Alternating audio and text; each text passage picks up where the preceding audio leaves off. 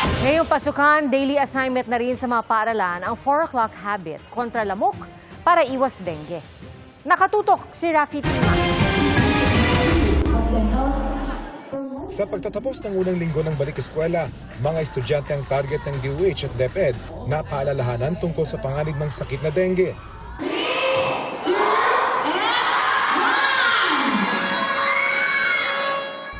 Ito ang alas 4 kontra mosquito, ang programa ng DOH para hikayatin ang lahat na pagsapit ng alas 4 ng hapon, maglinis ng paligid para matanggal ang pinamumugaran ng mga lamok na may dala ng sakit na dengue.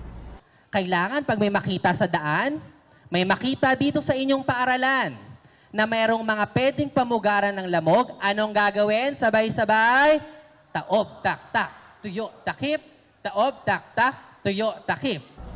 Mga simpleng hakbang na malaking bagay para sa mga tulad ni Kate na minsan nang nagka-dengue at na-ospital ng 1 buwan. Natatakot ka ba na magka-dengue ka ulit? Opo. Okay, nag-iingat ka na. Para makatulong sa programa, namahagi ng mga panlinis ang DOH sa mga estudyante ng Antipolo National High School. Ayon sa DepEd Antipolo, maliit na porsyento lang naman ng kanilang mga estudyante ang tinamaan ng dengue noong nakaraang taon, pero nais pa raw nila itong maibaba. Kaya bukod sa programa ng DOH at lokal na pamahalaan, kasama na ang panganib ng dengue sa kanilang itinuturo. Ito naman din po ay integrated sa mga lessons natin sa DepEd, katulad po ng science, gayon din po sa marami pa nating mga asignatura like AP, kasama din po siya integrated din sa edukasyon sa pagpapakatao or values education. Ayon sa datos ng DOH, bahagyang tumaas ng 6% ang kaso ng dengue sa pagitan ng Abril at Mayo.